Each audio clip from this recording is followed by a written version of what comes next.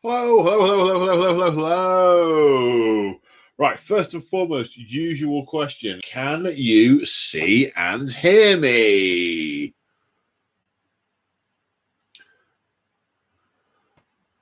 said, waiting with bated breath. Breath, it is baited. Staring at the comments. See lots of hellos. Hear you, see you, yes, excellent. Thanking you.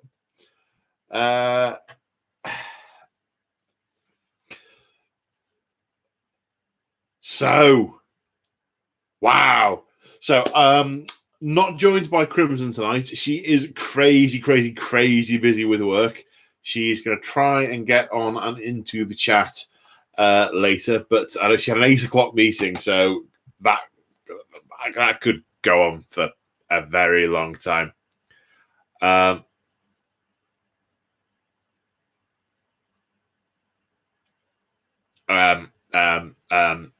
Brain, not compute. So I don't know how well I'm going to manage the comments tonight. Eldar Blog, thank you very much. Thank you for the birthday wishes. Yes, so usual format. And a bit of a ramble about what I've been doing the last week, then straight into the comments. So what have I been doing this last week?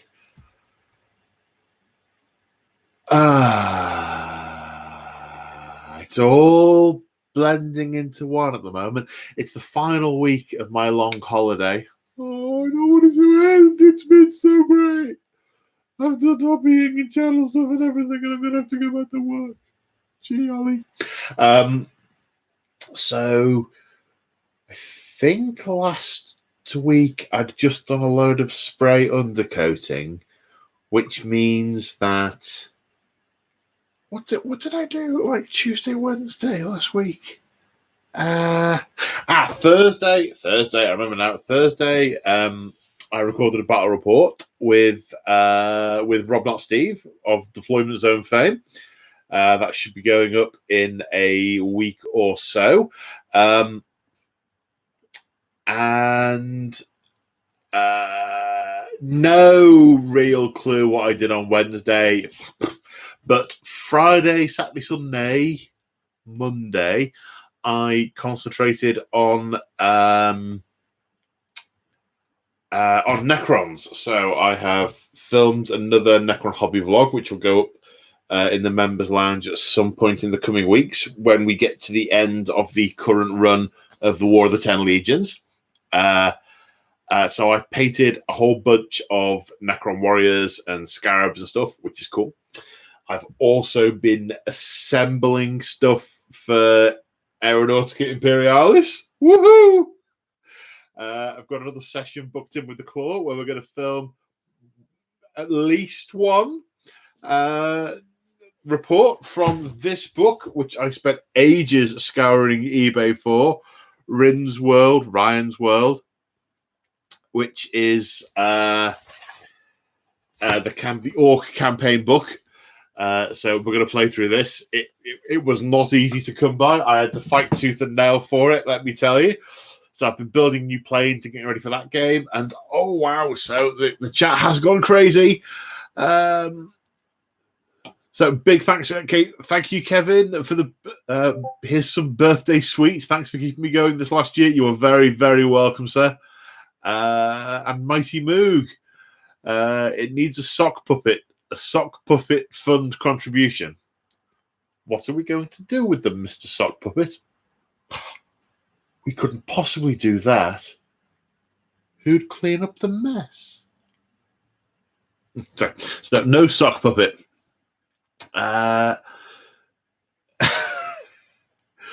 Thank you, Marv Drott. I'm pronouncing that right. Greetings from Germany. Here's hitting the 100,000 sub mark. Wow, thank you. You know, you never know. That take a long time.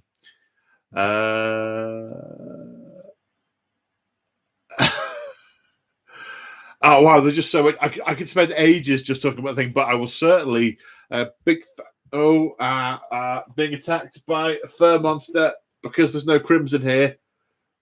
There's no Molly dog, which means Lemmy's showed up. I think you can just maybe see her ear. No, she's not. Oh wow. So Adrian Smart, thank you very much for your contribution. That is amazing. Thank you, bud. Also, thank you, Chapter Master Lexicus. Shameless plug for Porfest. Okay, I'll come on to Porfest in a minute. Fellowship of the Ping, thank you. Oh, guys, just thank you all so much.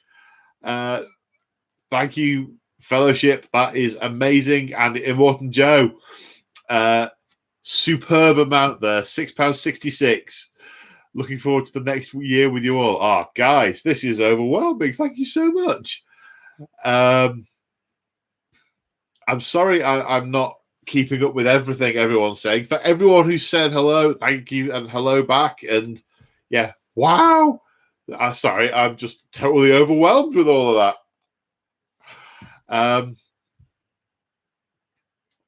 So Porfest, yes. So I'm going to do another plug for Porfest. So the guys in the Discord.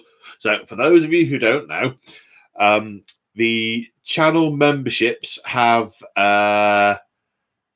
If you want to be one of the I can't even talk. I don't know how the talking is forgotten. Here's a tail. Here's a tail. Talking is forgotten. Thank you, Tom. That is amazing. Thank you so very much.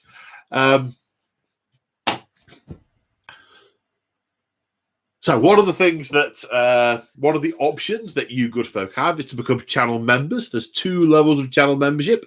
Level 1, which in the UK is $1.99, is access to the Discord server, and it lets you comment in most of these chats. Today we're on subscribers chatting, but normally it's on channel members chats. That's one of the things it gets you, is the ability to do that.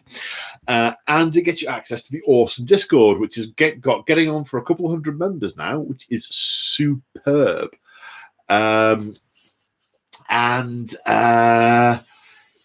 it's a big Discord chat. We chat hobby, we chat all sorts of other random stuff. It's pictures, painting tips, all sorts. There's a thread called "What Would." It's called something like the Great Primarch Biscuit Discussion. But anyway, the guys from Discord have all got together. A bunch of them have got together and said, "Let's have an event." This sort of came out of one of these live chats, and it started with Moo trying to persuade everyone, me to cook everyone a curry, which is not happening, Moo.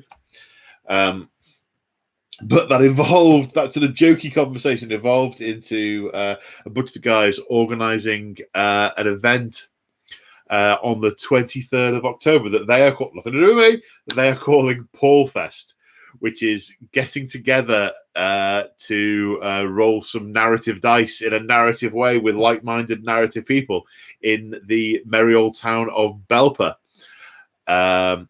I think the tickets are a tenner, I think, and it's to channel members, Discord members, and it's at tabletop events run by the March of War guys. How did we not land on LOLpalooza? Nah. Like I said, I'm not involved in organising it. This is very much a community organised thing, but I am being forcibly dragged. No, I'm going to be very, very pleased to turn up and come along and meet you all. It's going to be fantastic. And Chapter Master Lexicus, who's booked the venue and is the main rabble rouser, has asked me to plug it. So if you're interested in it, all you need is a level 1 channel membership. So even if you just joined for a month and then left again, it would give you access to the. Not that you would want to, because it's an amazing community, but you could just, it'd be $1.99 to join for a month and then £10 to get a ticket, and yeah. So that is there you go. Chapter Master, that's the plug. And oh my god, the chat is going crazy. Grandillo, thank you very much for a and more Coke sponsorship from Eldar Blog. Guys, James Brody, man, thank you very much. That is superb. And Crimson has joined us. Excellent. You've got out of your meeting. Super duper. So hopefully, I don't know if she's going to be able to, but hopefully Crimson will be able to WhatsApp me questions from the doodah, so I can kind of take my eye off it whilst I ramble. So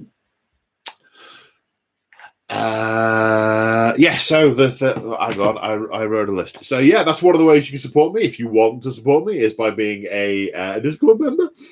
There's also another level which gets you access to all the members only content I do, the battle reports and the vlogs and the other bits and bobs. It says all about that in the thingy if you're interested. That's the best way to support me if you want to. Porfest, I've got a little list. Porfest, done that, tick. Element Games. I'm now an Element Games affiliate. I've got an affiliate link for Element Games. So if you use Element Games and you don't already support someone else and you want a code for double crystals, which is store credit, then check out the link in the description below and use the code. And following the link helps me out, and using the code gets you and me extra crystals, which is super nice. But yeah, if you already use someone else's, that's cool. I don't want to try and poach anyone else's stuff. Right, okay, list. You may or may not be able to tell I am super excited because it's been an entire year and I kind of missed it. I posted a video. Sunday was the anniversary, the 1st of August. I posted a video and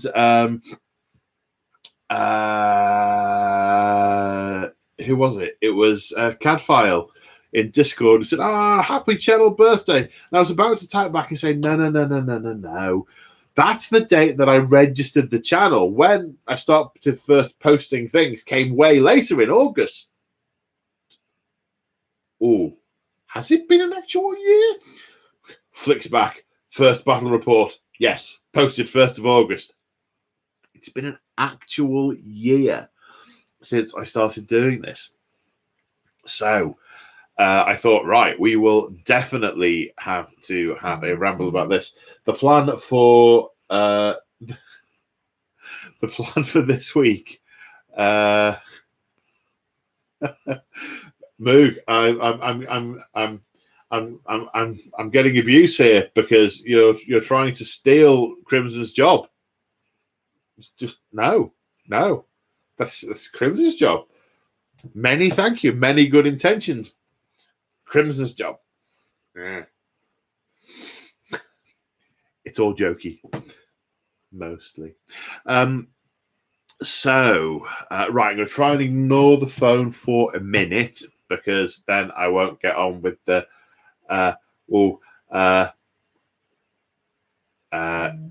the thing. You see, it's beeping again, and it said lol. That's all right then. So, 1st of August is the channel anniversary. Where did all of this start? Well, it started around about... Well, some of it's due to lockdown and some of it is due to 9th edition. So when lockdown started in the UK, my good friends over at Deployment Zone weren't able to produce any battle reports. And I had been threatening for a long time to do some content for Deployment Zone. And so I thought, right, I'm going to point my phone at what the hobby stuff I'm doing and see.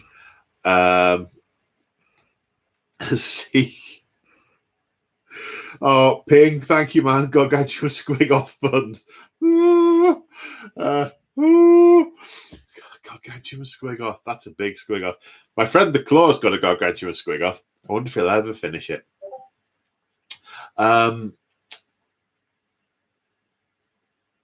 Come on, brain. You're meant to be on my side. Yes, so I decided I was going to point the camera at what I was doing and just record it. And thus, my first hobby vlog was born. And I ended up doing a series of about a dozen for Deployment Zone. And it was that and a bunch of other stuff that the guys had that went up on the Deployment Zone during lockdown. So people were also like, well, what can we do with this? What can we do with that? And that's where the Deployment Zone series, the Four Horsemen of the Hobby Apocalypse came from, which is a great series of Deployment Zone, but which is really good stuff. And during one of these, what now I know to be hobby vlogs, I said to myself, do you know what? Because I was doing Night Lords. I was doing all my Night Lords. And I thought, I want to have a game. I want to have a game with these Night Lords. So I thought, right, do you know what? I am going to I'm going to have a game against myself. So I did like a 500-point game in my garage. And I started halfway through. I thought, oh, you know what? I'm going to vlog about this. This is great. And I'm like, I'm here in my garage and I'm trying out the Night Lords. And this guy just did this thing to that. And oh, it's great fun. Night Lords, yay. And I put the thing down. And then I moved a bit more. And then I thought, I could shoot. And now this has happened.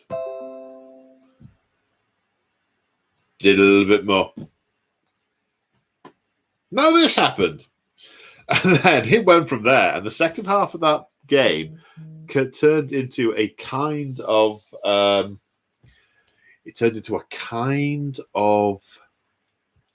bat rep. And people liked it.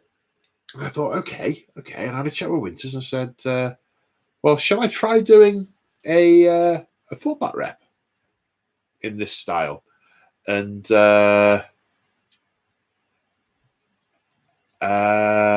said, yeah, why not? Okay. So I gave it a go, and I did one. I did again. It was Night Lords versus Fulminators because there were two big armies that I had, and they were pretty straightforward.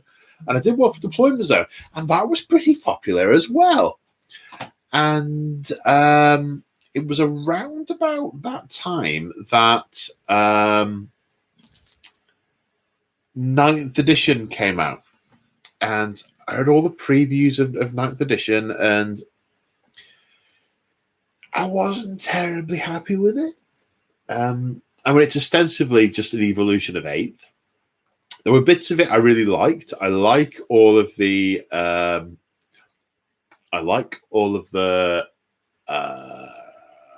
terrain type rules, and but one rule really hit me in the face, and it was on one of the Warhammer preview, let's talk about it kind of things, and it was saying, and it said that hit rolls are no longer plus and minuses on hit rolls are capped at a maximum of plus or minus 1, and that just that slapped me in the face, because that is possibly the least narrative thing I have ever heard.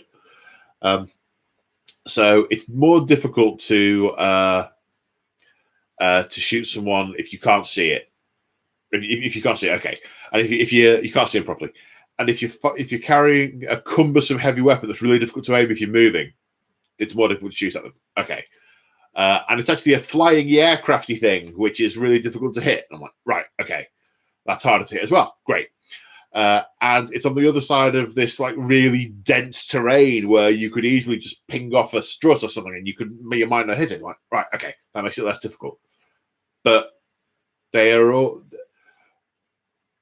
But trying to shoot at an invisible, partially concealed, fast-moving thing with a cumbersome weapon is no more difficult than just shooting at it with a cumbersome weapon, or just shooting at a flying thing, just shooting at this, just shooting at that. And I thought, no.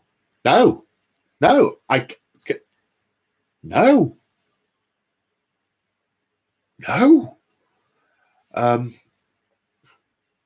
there were a few others. the notion that at the end of the turn, your models will just spontaneously cease to exist if they're not within coherency of each other.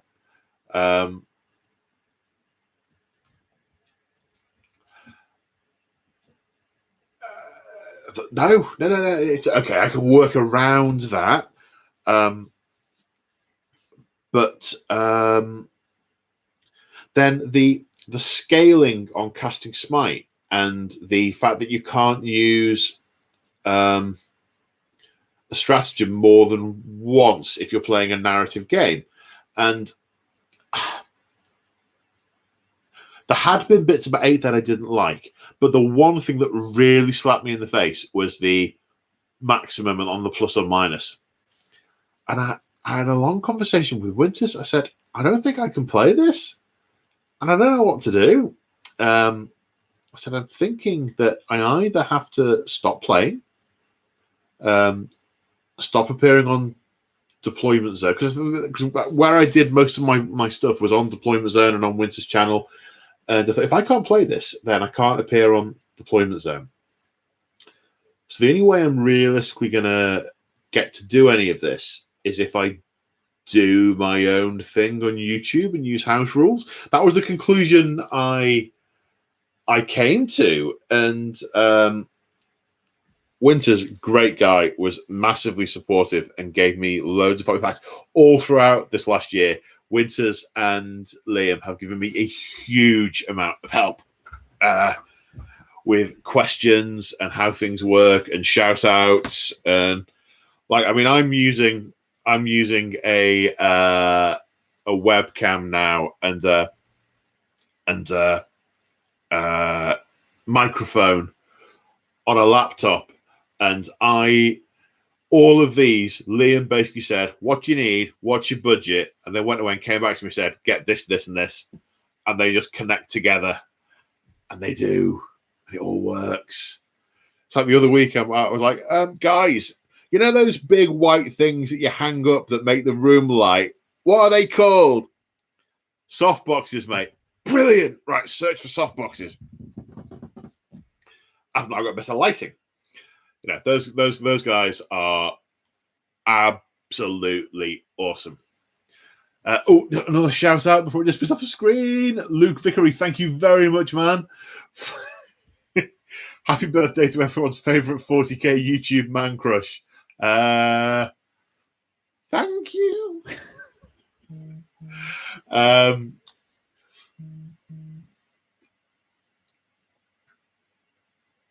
Yeah, so the other thing that sort of really jarred with me was that everything in Ninth Ed at the time seemed to be leaning massively towards competitive play. And as I've made a matter of record a number of times, I have absolutely no issue with competitive play. It's just not for me. It's not my preference. And what I want is a 40k that lets the competitive players be competitive and lets the narrative players be narrative. That's what I want.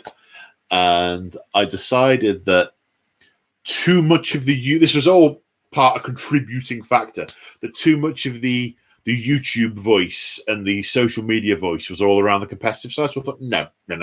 I am going to begin the narrative fight back. I'm going to fight for my corner. And so I decided I was going to do a YouTube channel, and I worked out what I was going to do, and I thought, right, I'll do a series with the Night Lords and the Fulminators, and I'll do a battle report every other week, and then I'll do a vlog in the intermeaning times. And I thought, and I'll build up a few, so I've got a backlog, and I don't have to rush about doing anything. So I thought, yeah, that's a great idea. And I started doing that. And to this day, that first, with the exception of one battle report that I did with Winters that he's publicized on his channel, the exception of that one, the very first battle report I did, the Night Lords versus Fulminators, is the most successful battle report I've done by nearly threefold. I'm looking at the thing now. It's had 27,359 views. The closest to that I think, is about 14,000, and then after that, it's about 9,000. Compared to some of the numbers that the other guys pull, the big boys pull, it's nothing. But that one, I don't know what it is, huge in comparison, really big. I tried to replicate that formula. No idea. It's weird. You do things that you think are going to be really popular, and they just go like a balloon going flat, and things you go, whatever. And all of a sudden, boom, bang. I mean, the biggest battle report I was ever involved in was one on Winter's SEO, which somehow managed to top 500,000 views. 500,000 views. Oh my God. Right, my local Tesco still aren't stocking cans of caffeine-free Diet Coke, so I'm drinking straight out of the bottle like a peasant. Chin chin. I know, it's to scale.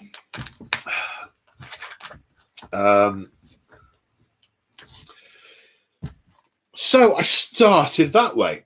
And my first big thing was, if I can get to 1,000 members, I can start doing adverts. Not because doing adverts was a big thing, but just because that was part of the... it was just a little victory. It was, wow, it's big enough that YouTube recognizes it to want to try and make money out of it. That's just sort of little notch on the ladder. I'm like, well pleased with that. And it really, really soared. And from looking at the YouTube analytics, people search for me a lot. I think they search for Winter's Battle Reports with my name in. And a little secret, truth be told, when I picked Winters wanted us all to have nicknames. When I picked Say Hi Paul, I picked it because I thought it'd be recognizable from me in the battle reports when he goes, "Say hi, Paul," and I go, "Hi, Paul." Never gets old. So I was thinking ahead, you see. Easily recognizable and Googleable. My other online pseudonym, from a roleplay, is Bro Carl, which is a concatenation of Brother Carl. It was a live roleplay character of a monk healer that I used to play. There's no way that would have been as recognizable or as searchable. So, yeah, I was thinking ahead even back then. Sorry, unflare the nostrils.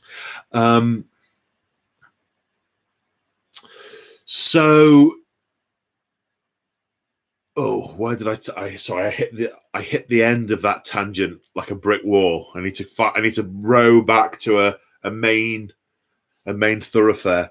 So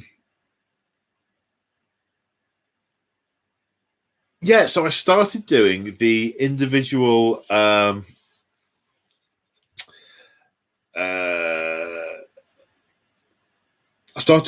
battle reports. I eventually got to the being able to do advertising on them, and you really don't get much. It was more of a sort of achievement thing. And then this thing around channel memberships popped up, which was in beta, which was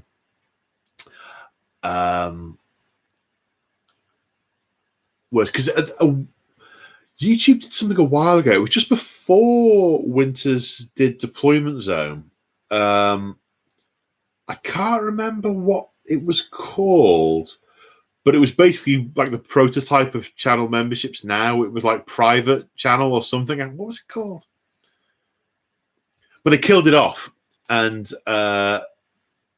then he then went on to do Deployment Zone. He actually had to set up a website. But I sort of thought, well, do you know what? Maybe I can start a bit of a standing, because I sort of thought, well, what could I do? That because they do like there's like a training course on it where it talks about what to give members and what to offer for levels, and it talks about you've got to make them scalable so that you can provide them for 10 or 1,000. If your channel takes off, it can't be too focused. I'm like, right, well, what can I do? I thought I could do live streaming. I thought I could do like a monthly Q&A with my channel members, where they ask me stuff and I answer them. So for a good, I think for about 8 months, that was the option on level 1 channel members was the monthly live stream. That was before I cottoned on to the fact that live streaming in general is just great, and for whatever clutch of reasons, you guys like to listen to me. You like to hear my brain just leaking out, which I can. It just leaks out. So I introduced that, and like a month in, I sort of thought I had this conversation with myself about, do I think I could do this professionally? Literally, do I think I could do this professionally? Well,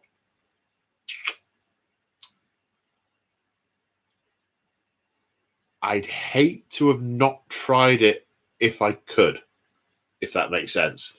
I know it took Winters like 6 years to go pro. So I thought, well, it's not a quick thing, but if I want to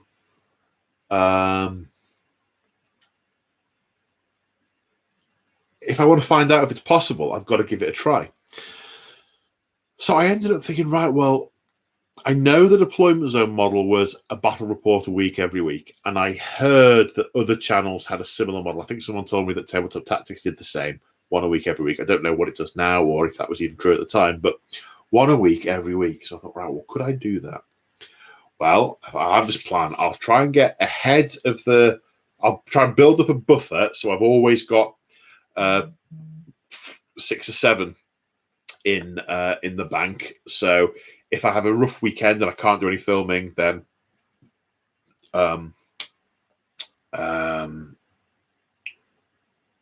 it doesn't matter if I skip one. And I thought I'll film.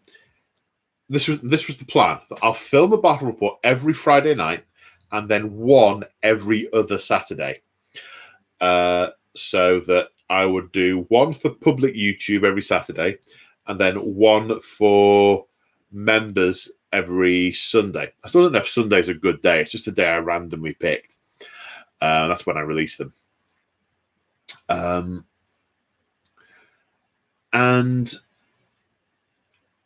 yeah, I've jumped ahead a little bit. One of the things that I decided was, okay, what's my USP? What's going to make me different from the other content providers out there? Well, the only reason I can actually do it is because I don't do all the editing. I tried a good few years ago. Me and the Claude did a couple of battle reports, and I spent just as long editing them as filming them, and it was heavy brain work, and it killed me because I suffer from anxiety syndrome, and it makes concentration very difficult. And I was mentally, utterly exhausted after a day of filming and then a day of editing. I was shot. And I thought, there's absolutely no way I can do this with a full-time job. And I parked the idea for a long time. And it was only when I started doing the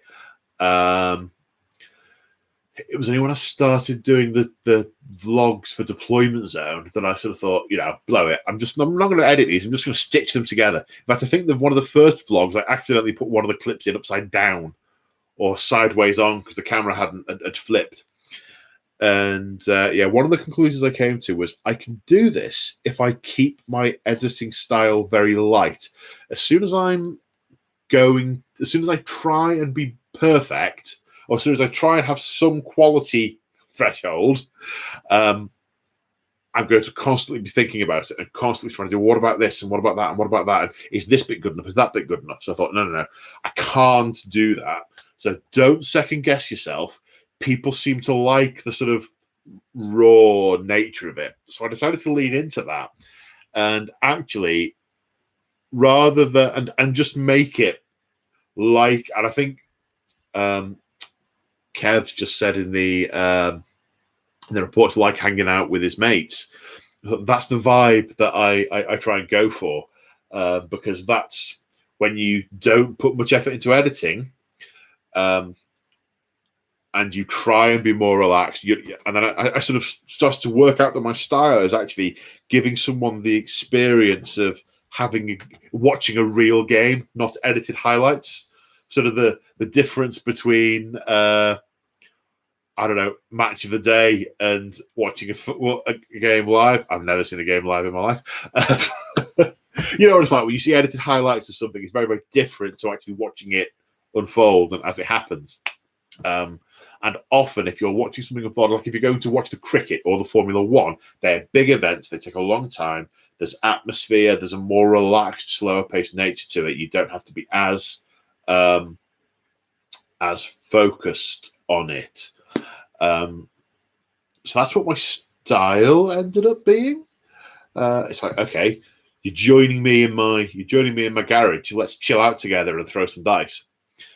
And I was also incredibly scared at the start about the YouTube comments because, as I mentioned earlier, I have an anxiety syndrome and I get very, very, very. There's something about my psyche that hates being criticized, not because I see it as that I have to be right, but more I hate the idea that someone thinks I was trying to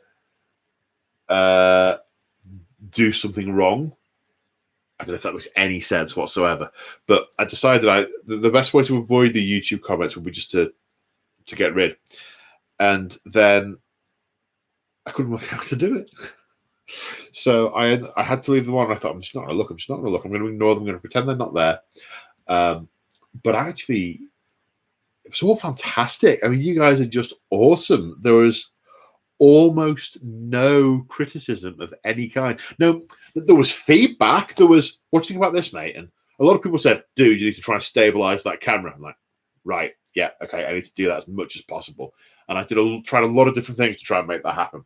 So there was really good feedback, but there was no sort of, there was no nastiness to it.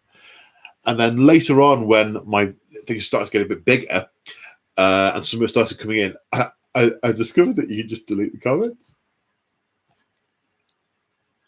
You don't have to. Okay, that hasn't come from a good place. That's you just being unpleasant to me for the sake of it. That's you being a keyboard warrior. 3 dots, tap, delete. Hey, it's gone. Woohoo! So cathartic. It's like, don't feed the trolls, just shoot them. Metaphorically speaking. Yeah. Oh, I'm jumping out about all over the place with this. So yes. So that being my style and that being my approach to trolls and such, I thought, well, let's try and make this bigger. I thought, right. Well, what I need like a. What takes all the time is actually working out what game to do, what story to do, and then what the narrative. What the narrative's going to be, and what planet it's on, and what this and what that. So I built myself a spreadsheet, and I started populating it with games I could play. So the idea was that on a Friday night, all I have to do is just pick one off the list and go, right, I don't need to work anything out. I just need to play this game. And that was that worked pretty well. And then I sort of thought, right, well, what I'll do is I'll have sort of 4 or 5 series on the go at once, and I'll just mix and match them all. Yes, that's brilliant. And so I ended up, the original series I had was The War of the 10 Legions, which I am still doing and I still love. The Day the Great Rift opened. We've Come For You with the Fulminators. The Turning the Tide of the War with the Eldar and the Orcs. And one other. I've got my list of playlists up here. I should be able to see it.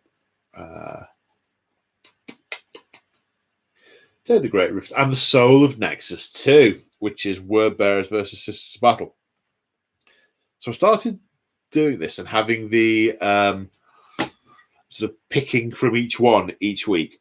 And I rapidly discovered that I didn't have the model range in any to be able to do the variety in any of the series that I wanted to do. I also, whilst I had the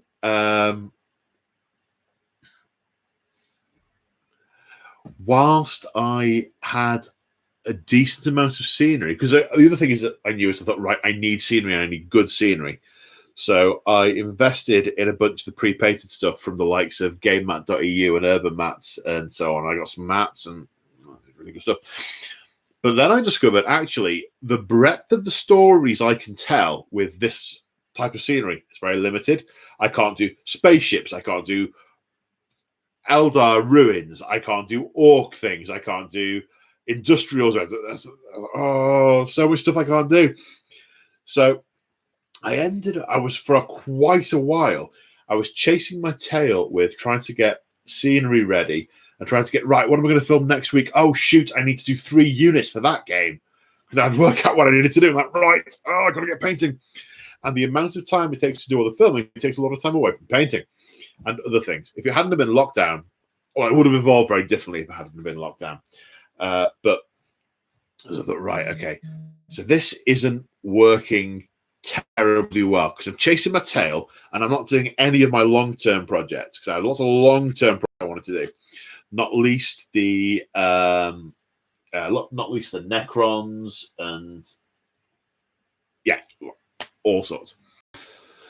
So I thought, right, okay, I need to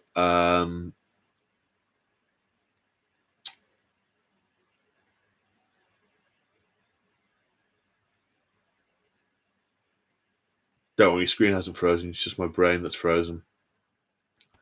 So I need to reduce the number of simultaneous things I've got going. I thought, right, and then do them in short, sharp bursts.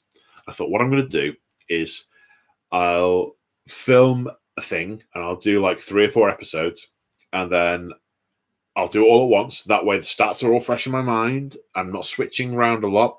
I can get stuff painted for it beforehand and then do it, then move on to the next thing. So I came up with the idea of these smaller series that can potentially be broken up into chapters, which I've started doing. Not sure quite how well they're working because a number of things which I said, this is chapter 1, I've not yet returned to. But part of that is because now, I'm jumping forward a bit now I can actually see people again, and the actual bat reps involving people are a thing. And they're very different. They're very different style. They're much more about the banter. They're much more about the mutual fun and the, oh my God, is it going to happen?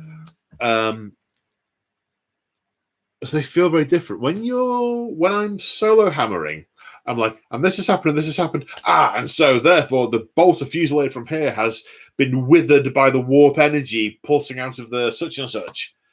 It's because you don't have, oh, am I going to do it? Am I going to do it? No, I didn't do it. I didn't do it. Oh, yay. Oh, you can't have that kind of banter game with yourself. So they're 2 very different styles.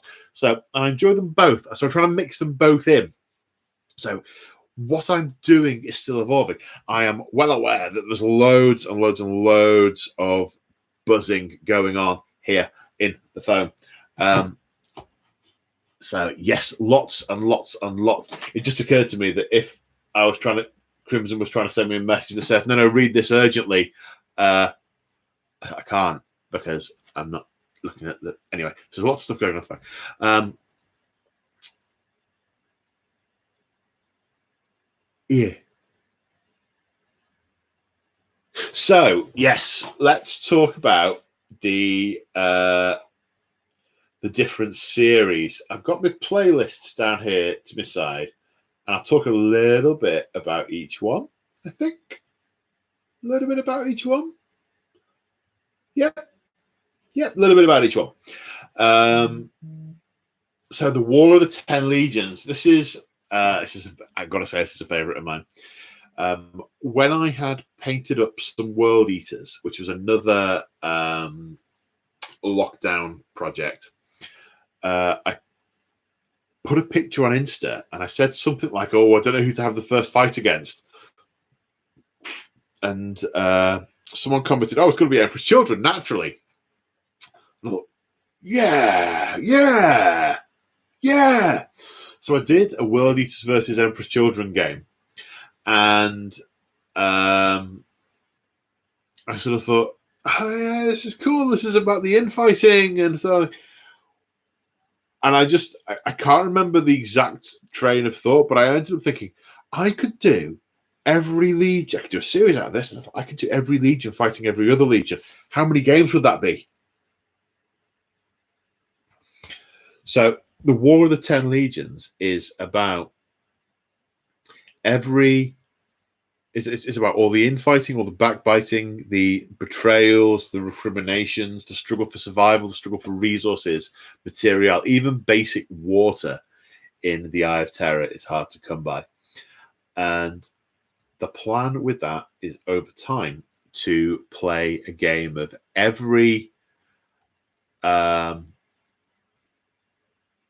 legion against every other legion. And I've got a matrix where I'm ticking them off, which ones I've played and which ones I've not. This one's gonna run for quite a while, and I'm really enjoying it. It's what's in progress at the moment. The next one to go up on public YouTube is a War of the 10 Legions, and the next couple of members ones are War of the 10 Legions as well. Oh yes. Chasing Serenity, you guys are probably familiar with that. That's a 3-parter. That's World Eaters trying to sack an aqua world in Ultramar during the 13th Black Crusade. A small number of World Eaters sneaking past the fleet pickets to try and take on to try and basically just sack this planet. So 2 episodes of that so far. The third one I haven't filmed yet, but I know what's happening. The question is whether or not I'll get around to painting any more stuff before I end up filming it.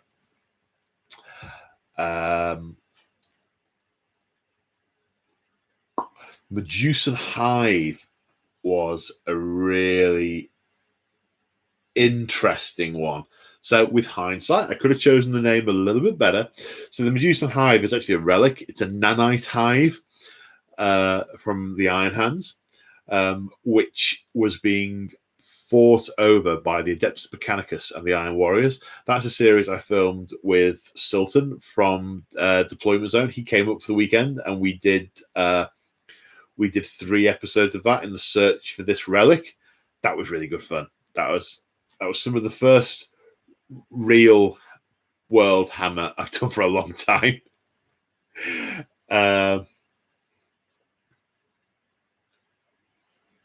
Yeah. That was good. Then the Remembrance of Shadows. Now, this is an interesting one.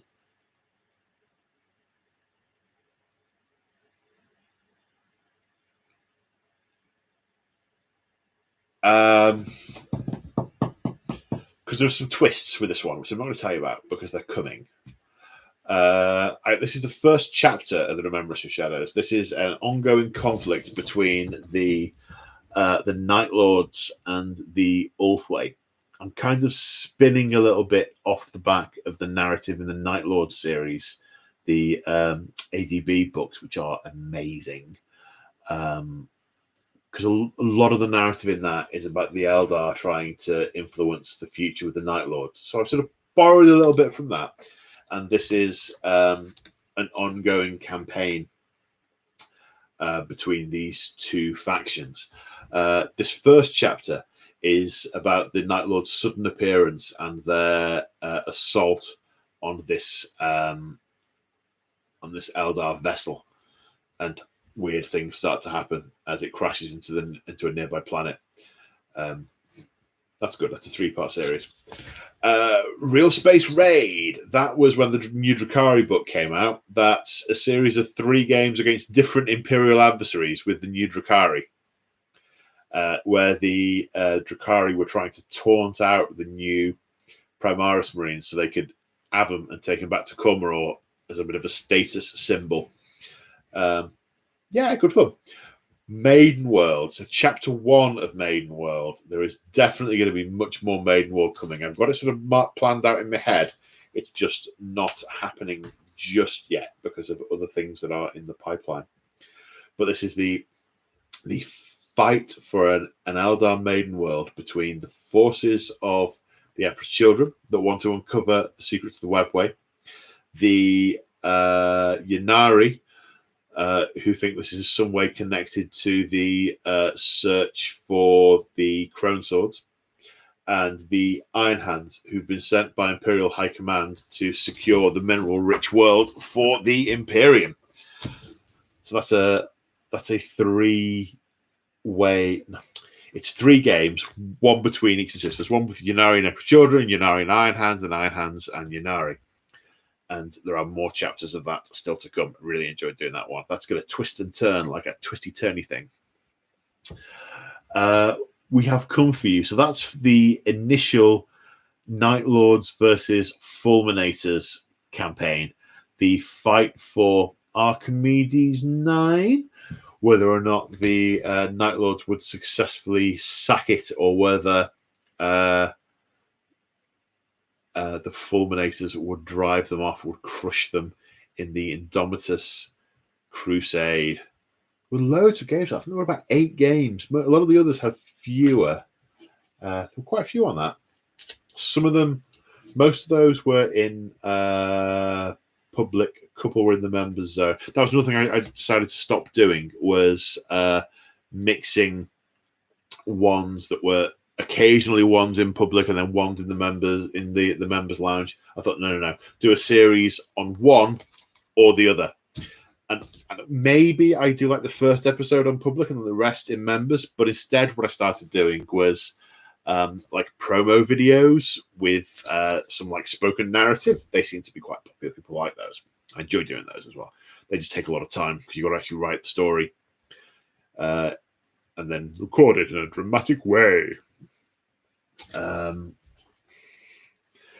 Mars 741, that was a fun little campaign. That was my Christmas project this year, was a Lance of Chaos Knights. And I thought, what better to do than a campaign just linking up a handful of battles with them to sort of to blood them in. And so it was all about the march, the landing on this world, and the march towards the forge of Mars 741 to destroy it. So they encountered different stripes of Imperial resistance and then other Xenos on the planet, and that's where I got the super heavies out. So Bane Blades and Stompers and stuff to go up against the Knights. It's good fun. Now, the Soul of Nexus 2. This one is still in progress because there are 2 more episodes to film for this, and hopefully that will be in the next couple of months or so. Should be after. Should in theory be after the War of the 10 Legions. In theory, but this is the 2 most spiritual armies that I am aware of in 40k, the good and the bad, the Sisters of Battle versus the Word Bearers. And the result of the campaign will determine whether or not the world of Nexus 2 is forced to chaos, or whether the light of the Imperium shines brightly and chaos is driven off. One moment.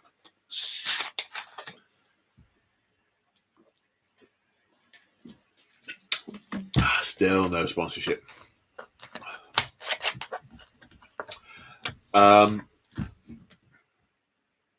a lot of fun. Turn of the Tide of the War, also good fun. The idea with this one, because one of the things I did at the start was I looked at my factions and thought, what can I realistically do? How can I pair these off and do stories that will run for a few?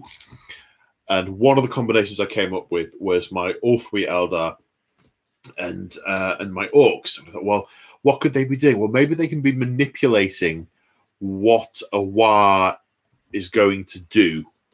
So I thought, yeah, I can have some kind of end goal in mind for what they want to try and achieve.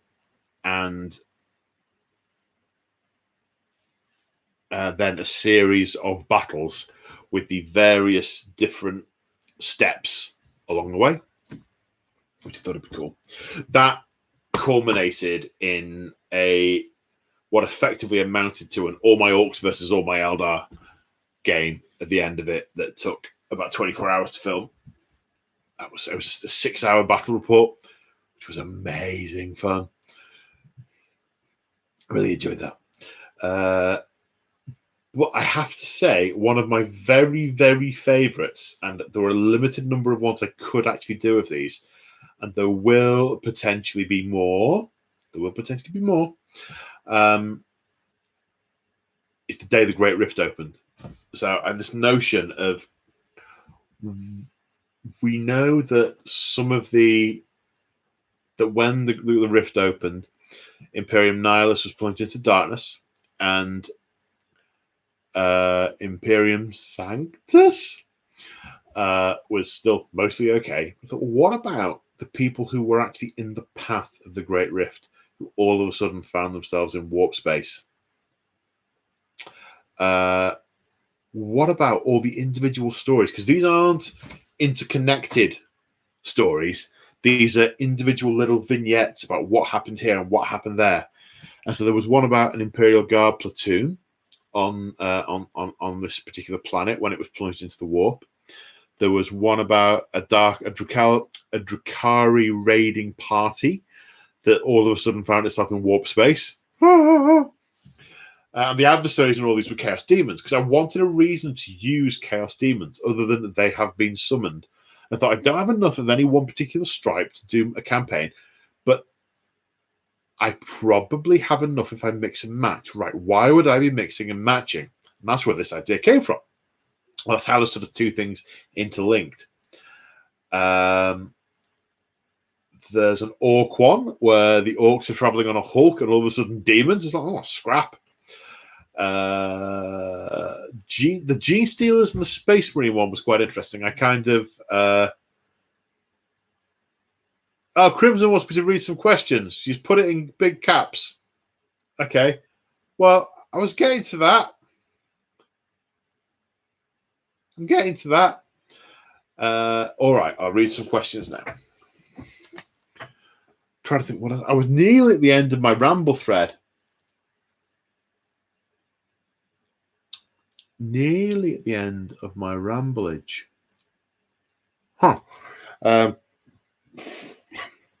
Let's go to... Yeah, okay. Let's start with the questions and then see what else I can come back to. From Chapter Master Lexicus. You remember 1st of August, the channel anniversary, 2nd of August, my anniversary with the missus. So it's been a good weekend. Happy anniversary. I'm sure Cribs has already said that. But Paul, what about the Gene Stealers from Elliot Thompson? Well, I want to do a Gene Stealers and AdMech campaign. I only have 1,000 points of Gene Stealers, and there's no variation in it. So I can't do any kind of campaign with them. That's one of the reasons I hit on the idea with the day the Great Rift opened, with having those 3 games where it starts off between Iron Hands and Gene Stealers. They're fighting each other. Then the Great Rift opens, and then it's the Iron Hands fighting against the demons, the Gene Stealer Corps fighting against the demons. I've got a lot of Gene Stealers assembled. I want to do Gene Stealers versus AdMech. And for that, I need to assemble and paint my AdMech and assemble and paint my Sector Mechanicus terrain. Now, I've assembled all of the Sector Mechanicus terrain now. It's all assembled and undercoated. It just needs painting. And unfortunately, this lovely, glorious few weeks long holiday hasn't enabled me to do absolutely everything. So, back to the day job, back to the office, and the rate of artisticness will slow down, sadly. But I will be between contracts at some point in the future, so I will be having a decent hiatus at that point to do much more hobby stuff.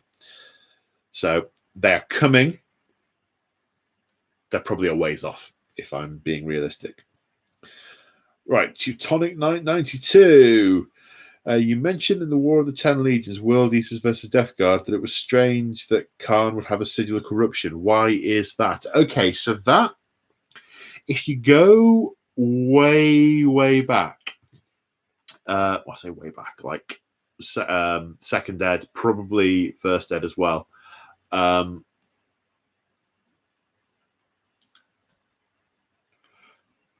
Khorne demons never had an invulnerable save. They were just physical. And that's why a bunch of them had armor. They wore brass armor. And it was because the invulnerable side of the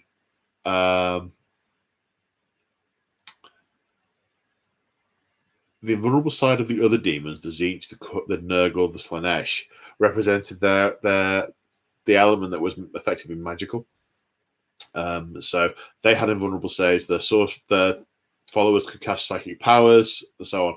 Khorne demons, no, they wore brass armor, and they were physically manifest and then physically destroyed.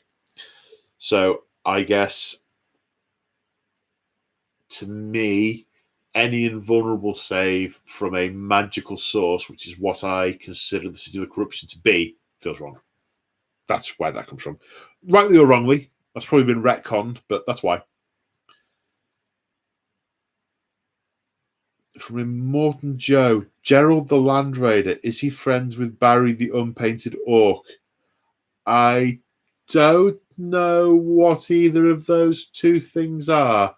I've possibly missed a step. Adrian Smart, the Say Hyper cult. Robes are not compulsory. Neither is the Kool-Aid. Oh, some horns for Winters and Liam. Presumably that was about the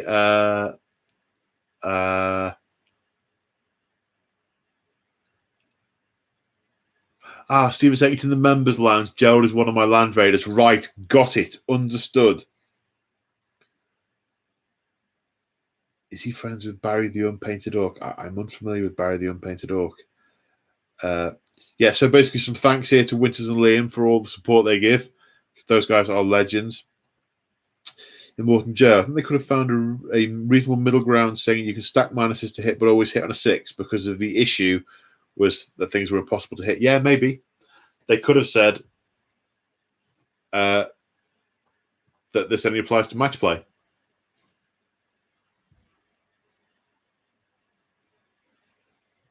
Grumble, grumble. Then if they hadn't done that, this YouTube channel probably wouldn't exist. So, silver lining. Silver lining is not a silver lining. It's, this is awesome. It's the twists and turns of twisty turniness.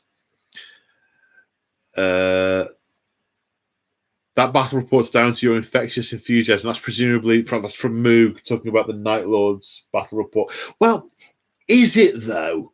Because that 27,000 views aren't the people who've watched it to the end. They're just the ones who clicked on it. So at the clickiness, they didn't know that I was infectious, that my enthusiasm was infectious. So, interesting. Also from Mighty Moog, also enjoyed your Death Guard versus Fulminators and Gilliman back rep. Really good stuff. Yeah, I enjoyed doing that one. Although I discovered in the middle of it, as I tried to push Gilliman forward, that of the Primaris Marines, certainly the initial tranche of Primaris Marines, really none of them were hitty. I was like, I can't move. No one can fight. Why would I? No. So I ended up with quandaries during that one, mid-game. From Cthulhu one, a certain battle report with the orc Ed banging is rather good. Yeah, that's that. Some moments. Ed banger is terrible. You should have taken smite. Command point rerolls. 6. Pop. Do you know, he got drunk one night and promised that and gave that model away to someone and just saying, well, I'll never use it again. You can have it.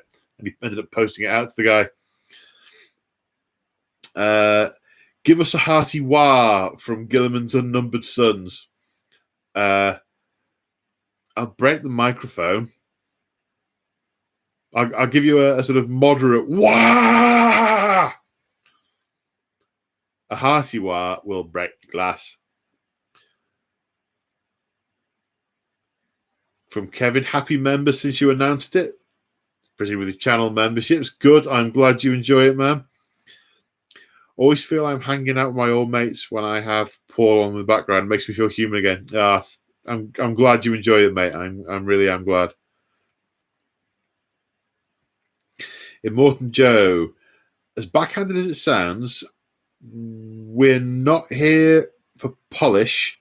We're here for Paul because you're just a bloke. A bloke we think we all vibe with. Yeah. Yeah, that's cool. Yes. Grandillo, Paul sounds like he needs a day each week to get a big mug of tea, a curry, and a YouTube tab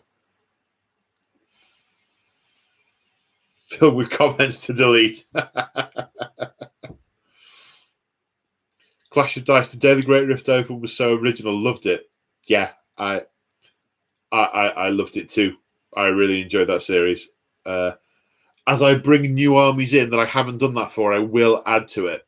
So when I have a Necron Tomb army and a Necron Tomb, there will totally be another one of those. When I eventually do Tau and Tyranids, they will happen as well. Teutonic Knight. Though Night Lords versus Fulminators was awesome, even though I was terrified that Night Lords were going to get beaten horribly. Well, part of the skill in solo hammering is picking armies that, because you, how to put it, there is absolutely no one will enjoy, either for me to play or for anyone else to watch, me picking two armies, one being much, much harder than the other, and then it just getting curb stomped. There's no point. It doesn't tell a story. There's no sense of achievement. So getting the armies to balance each other off so that I think each army has as good a chance of winning as it gets is, I think, part of the skill of solo hammering.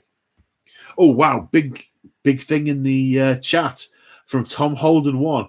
Happy channel birthday. Thanks for keeping my hobby enthusiasm going through this year and showing proper narrative battles. Thank you, man. Thank you very much. That is awesome. You guys are all great. Raws 2000. Love you and your content. To say hi, Paul. You have so an admirable passion for the game, and your videos are full of rich detail and flavor. Thank you so much for what you do. You are welcome, man. Thank you very much. That's awesome. Crimson says, I hope you'll be mentioning how supportive she is. Of course, Crimson is awesome. And yeah,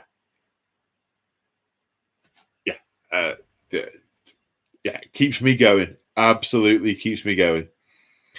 Nothing else to say. She's awesome. Barry the Unpainted Orc is from Kirioth, another YouTuber. Okay. Nah. Oh, wow, what's going on here? Chapter Master Lexicus. Moog, get posting, mate. Okay, I've missed something. Moog said 15 to go. I'm not quite sure what's going on.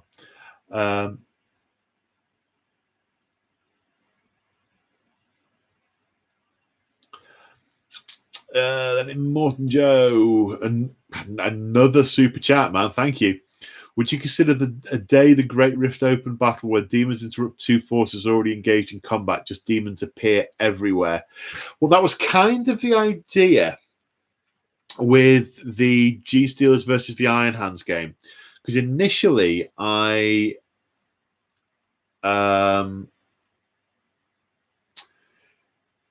initially I thought that was the initial idea. Was I thought, right, I'm going to have two guys that are already fighting, and then demons start appearing. But the logistics of how to make them appear on the table and not be within 9 inches of other units. And I know I can just change stuff, but one of the keys with this is to try and deviate from the rules as little as possible to make the appeal as broad as possible.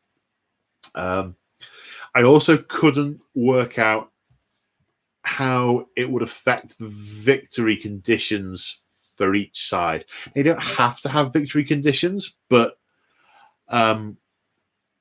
it does help with telling the story if there are some goals involved. It may be something that might be something I do in future where actually I get two other people in and I get them playing a game and then I ruin their lives with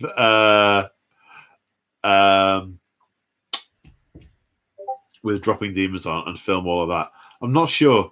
It's quite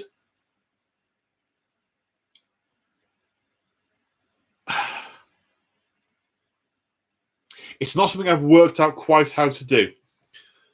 So hang on. There's something afoot in the chat here.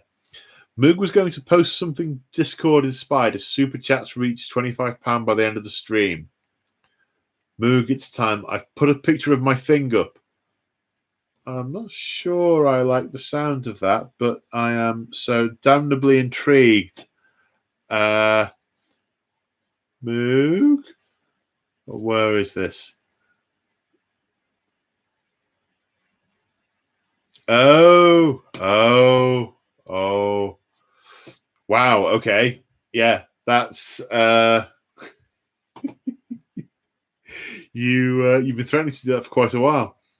I'm not going to spoil it for anyone who hasn't looked. The pictures are in the Discord. Okay.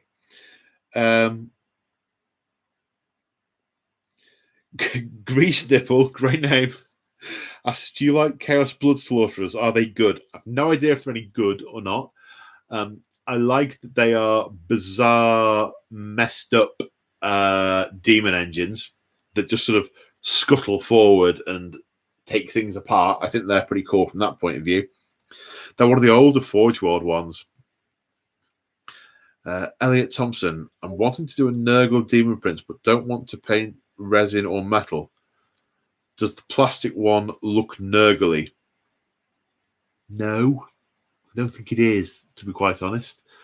What you can do, what I've done before is if you put, and I'm not necessarily recommending you practice this on a Demon Prince, but what I have done previously is if you put a thin layer, really thin layer of green stuff over an existing model of existing contours, and then just sort of prick it with a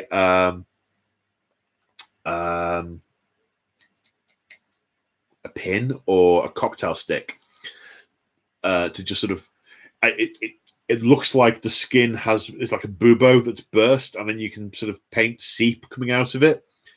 You can sort of do little bits like that to Nurglify things. I've done those in the past on back in the day when to do a lot of things for Death Guard, you had to get metal bits from other kits and then convert them to, we're talking like 3rd, 4th Ed Plague Marines now.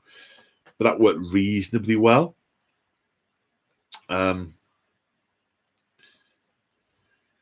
Alexei Lahinin, sorry if I've mispronounced your name, which I almost certainly have. What's your favourite Xenos army and why? Oh, I couldn't say. I love them all. They've all got amazing reasons to love them. The Necrons, the reason for me then is the backstory. The Tyranids, the endless force of nature. The Tau, the optimism and the technology. This is for the greater good. But they're doomed. The Orcs, the will to fight, and the perfect genetic creation that's just only slightly flawed because it's a bit crazy, and all it wants to do is kill things rather than anything else. The Eldar, their time has gone, but they're desperately trying to avoid extinction. Who have I forgotten?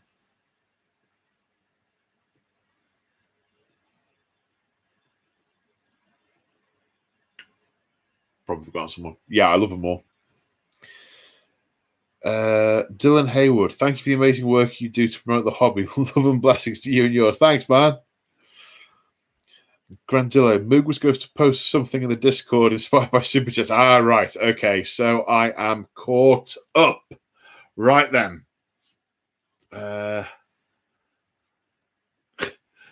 You think there's an Ultramarine Funko Pop desperately wanted to be added to that collection? Maybe Rob Zombie could pretend to be an Ultramarine. Rob Zombie? No? What about Ahsoka Tano? No? Okay. I didn't think the Ultramarine model was a very good one. I like Ultramarines. I have Ultramarines. I didn't think it was a good model, so I didn't get it. I know I should really have it to complete the set, but I'm disappointed every time I look at it. So, yeah. Right, where did I get to with the Ramble? This is possibly why I was saving questions till the end. So I talked about the different series that I filmed, the sort of change in tactic with trying to film things that I didn't need to paint anything for. That didn't work. Well, it worked to an extent. I ended up just painting. I ended up thinking, oh, I could do this and I could do that. I just painted a load of stuff for the guard, which I didn't need to do, but they're just so much fun. I've been listening to so many guard audiobooks. What is exciting is I've just recently started doing some other games on the channel. So Aeronautica Imperialis. Yee. I want to try and find time to get into Necromunda, maybe even a little bit of AOS. Try that out. But I will absolutely be tumbling face first into the old world when that comes out. Oh, yes, I will. Oh, yes, I will. I just need an extra 30 hours in a day, every day, with no extra sleep required. That's the dream, isn't it? Right. Well. Have I missed anything I meant to say? I've probably missed a lot of things I meant to say. I guess just a really big thank you to everyone who's... I try to steal a phrase from Winters here, but he stole one of my phrases last week, so I'm going to steal one of his. Everyone who's ever watched a video or watched one of the adverts, who's signed up to Patreon, who's become a channel member, who are still channel members, everyone doing all these super chats and super stickers, that is, wow, it's just mind-blowing. Everyone who's used my affiliate link for Element Games, guys, just thank you. You are helping me build towards the ultimate dream, yeah, I'm a fair way off. But it's a long journey, and you guys are all making it possible. And your encouragement and your kind words are just awesome. It makes it a lot of hard work. It really is hard work. It's fun work, but it's hard work. But the fact that you guys enjoy it and your great comments, yeah, it makes it worthwhile. Yeah, wow, what an awesome journey this first year has been. And I can see the views are tumbling off now. Now I'm wrapping up and getting a bit sort of, oh, you guys. Just like, yeah, people are just dropping. Yeah, okay. So, With that, I will say another massive thank you to you all. And I will just quickly check one more time on the WhatsApp to see if I've missed anything from Crimson.